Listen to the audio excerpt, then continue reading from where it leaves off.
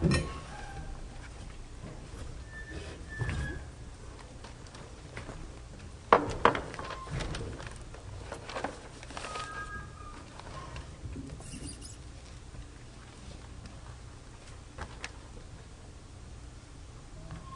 first item on the agenda are public comments on agenda items. A total of 30 minutes is set aside for public comment at the beginning and at the end of the meeting. The maximum time allowed for any one speaker is 3 minutes. Public comments at the beginning of the meeting are limited to items on the agenda. Persons who wish to participate in the public comment portion of the meeting must state their name and the specific topic about which they wish to speak. As speakers must limit comments to issues appropriate for public discussion, compliments or complaints about student discipline, specific student issues, or personnel must not be addressed during public comment. If you have any questions that you would like answered by the board or the administration, you may submit them in writing to the district clerk, Mrs. Pedro. They will be answered on the district website. If you have individual concerns about specific students or personnel, you may come up after the meeting and speak with administration staff or board members. Thank you. Public comments? Mr. Incarnato.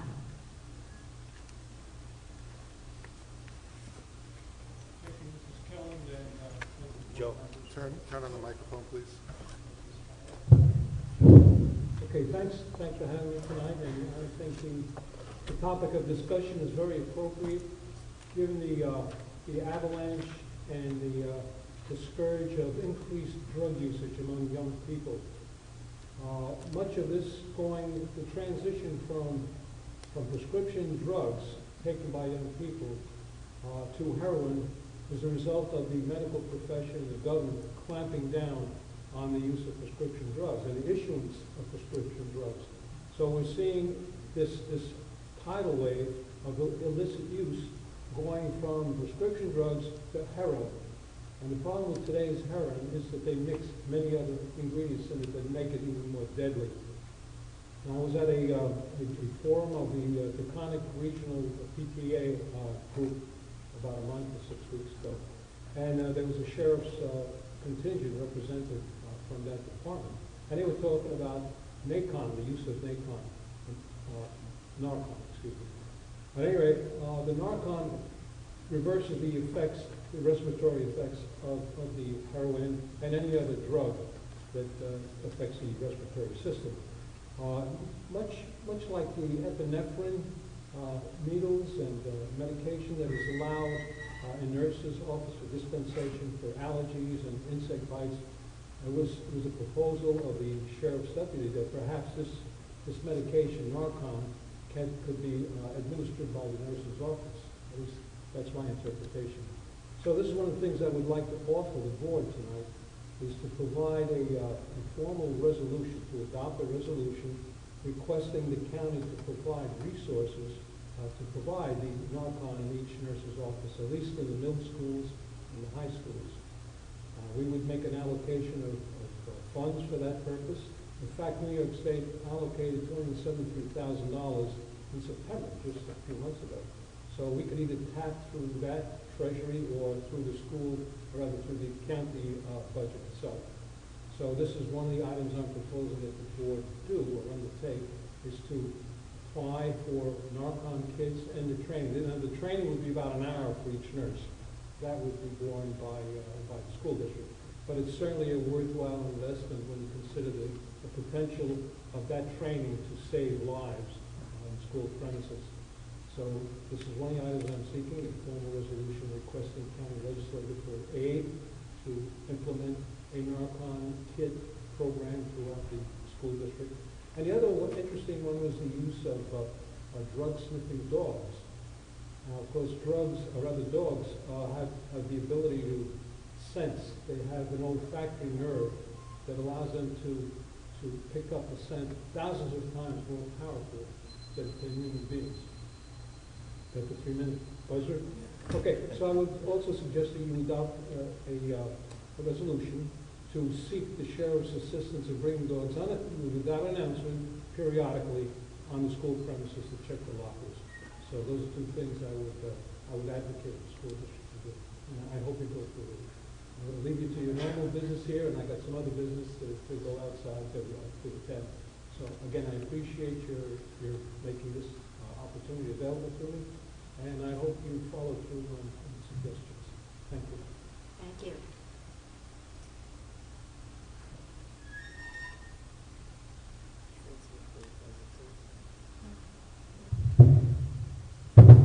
Ed Sloshow, East Fishkill. Good evening, Board of Education, Superintendent, Administrators, and Community members.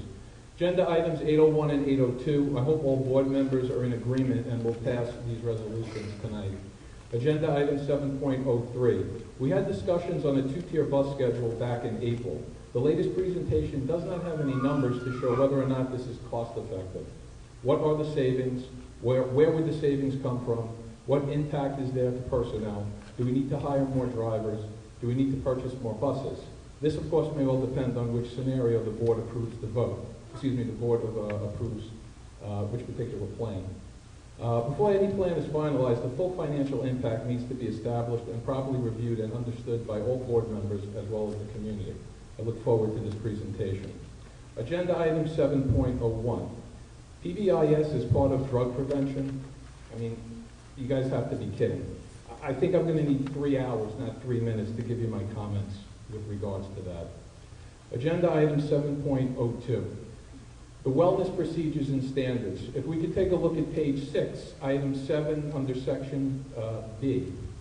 For all students in elementary grades, outdoor recess will be offered on a daily basis, weather permitting, and should be used for the purposes of promoting physical activity. The entire recess should not be withheld as a form of discipline, nor used as classroom makeup time. What does that mean? Does that mean it's okay to use part of recess and take it away from kids? Now, I've been saying this at past meetings. You're violating students' rights. Schools in this district continue to take recess away from students for disciplinary reasons and for not completing their classwork. I don't understand this. Which rule and which policy do you plan on enforcing or not enforcing? Can we get some clarification now? Again, which is it? I don't get it. Item C, rewards and punishment. Students will be discouraged from using foods or beverages as rewards for academic performance or good behavior. I'm sorry, that's PBIS. That's what you're doing in the elementary schools. You're rewarding students with good behavior with candy. So once again, I ask this board, what is your policy? Your code of conduct, which is it? What are we following here? Again, I will say, Dr. Bonk clearly stated at the code of conduct meeting over the summer, recess will not be taken away from students anymore, period. Yet, it continues to be done in schools throughout the district, and now you're putting a policy together on wellness that states the complete opposite. So you don't want kids, okay, to have food and be rewarded with food that could be bad food, yet you're allowing schools to give candy to kids for good behavior? So I don't get it.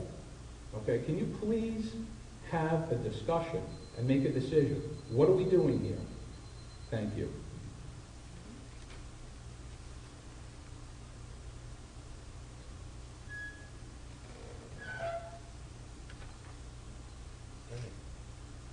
Does anyone else want to comment? Feel free.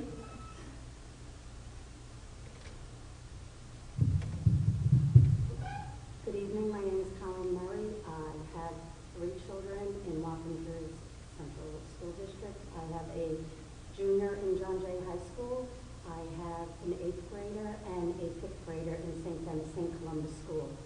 I'm here to speak to you about the changes that are proposed for transportation. The first thing I'd like to say that I read over the proposal, and one of my comments is you talked about the survey that was done last year.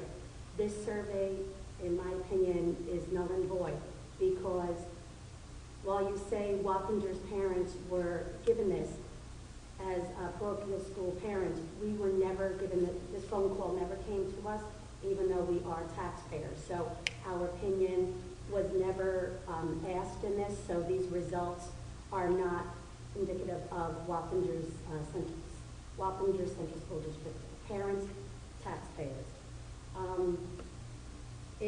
I saw that one of the options is for John Jay, Van Wyck, and Southern Portion parochial schools, private school students to be bused together. Does that mean that they would start the school day at the same time? If so, how can 3 separate schools begin at the same time and be dropped off? It's impossible to start at the same time and to end at the same time. If you're saying that they're going to start at the same time, then some children are being denied instruction time, which to me is defeating the whole purpose of what this is about, the benefit of the children. Another thing is you are now asking 5-year-olds to be put on a bus with high school children. Not saying that these high schoolers will be doing anything wrong, but I would not want my 5-year-old hearing conversations that older children are having. That is not fair to young children, especially those that are beginning their first experience on a school bus. Also, you are asking 5-year-olds to now be beginning school 7:30, 8 o'clock. If you're not changing the time that we're beginning, but you're still putting us on a bus where children the high schoolers are beginning school at 7:30, these kids will be on the bus before 7 o'clock in the morning. What 5-year-old is going to last during the day? What are they going to be like by 12 o'clock? Another thing I'd like to say is, I'm sorry.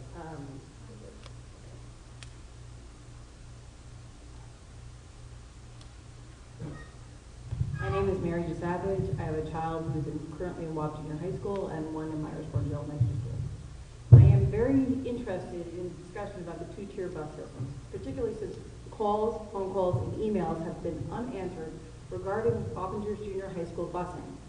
They are overcrowded now. I can only imagine how much more crowded you're going to get by putting junior high and high school students on the bus at the same time. These buses have 3 kids per seat. The first week my son went to school, kids were standing. The second week my son went to school, kids were sitting in the middle of the bus. And the third week my son went to school, kids had 1/2 of a butt cheek on it in order to be considered 3 to a seat. We have, I am not the only parent on this, for Wappinger's Junior High who has repeatedly called, sent emails with no response from Mrs. Catalano. And I know she's sitting behind me, but we really would like an answer because we're kind of curious how that's going to go with junior high and high school kids. They are many adults. They are not small people. They are not elementary school people. That's part 1. Part 2 is I'm kind of curious about the wellness proposal that you have going right now. PTAs have already set their budgets. Some of them include bake sales. As a matter of fact, we do. We had to increase our bake sale revenue from, our science fair revenue from $500 to $1,700. With your rush to put through K through 6 schools, we absorbed 150 more students than we expected and now have to buy t-shirts for them. I'd like to know where that money is going to come from your school. Additionally, our playground had half of it condemned and taken away. So when you insist on having 60 minutes of daily activity at school and our lunch periods are only 40 minutes, 20 minutes are actually recess, I'd like to know how that's going to go. And because the playground equipment was condemned, I'd like to know where in the budget line that you're going to put in that Myers is going to get more playground equipment next year.